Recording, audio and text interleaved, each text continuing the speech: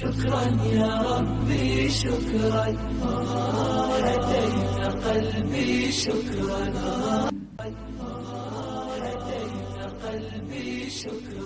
அல்லாஹ்வை நினைக்க வேண்டும் என்பதிலே ذிக்ரும் சுக்ரும் நாணயத்தின் 2 பக்கங்கள். வதுக்குரோனி அதுக்குருக்கும், என்ன நீங்க நினைங்கன்னு முதல்ல நம்மளை பார்த்து சொல்லலாம். அதுக்குருக்கும் அதுக்கு என்ன தஃசீல் மகான்கள் எழுதுறாங்க, லி அன்னி அதுக்குருக்கும், நான் உங்களை நினச்சிக்கிட்டே இருக்கேன், உங்களை இதுக்கு செஞ்சுக்கிட்டே இருக்கேன். இல்லாவிட்டால் நமக்கு உள்ளே போக வைக்கிறது வெளியே வைக்கிறது தன்னாலேயே நடக்காது. நாம் நினைக்கிற நாத்தம் உள்ளே போது, நாம் நினைக்கிறதான் வெளியே வருது. நாம் நினைக்கிற நாத்தம் கண்ணிஸ் முட்ட முடியுது, காலால் நடக்க முடியுது, கையால் பிடிக்க முடியுது.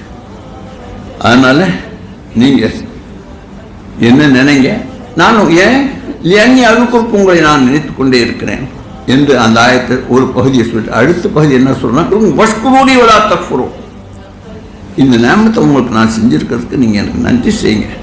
வலா தக்ஃபுரூன், காஃபிர் என்ற வார்த்தை அந்த இறை மதிப்பாளர்களுக்கு மட்டுமல்ல, நம்மை போன்ற நன்றி கெட்டு வாழக்கூடியவர்களுக்கு கூட அல்லாஹ் குஃப்ர் என்ற வார்த்தையை பயன்படுத்துகிறான்.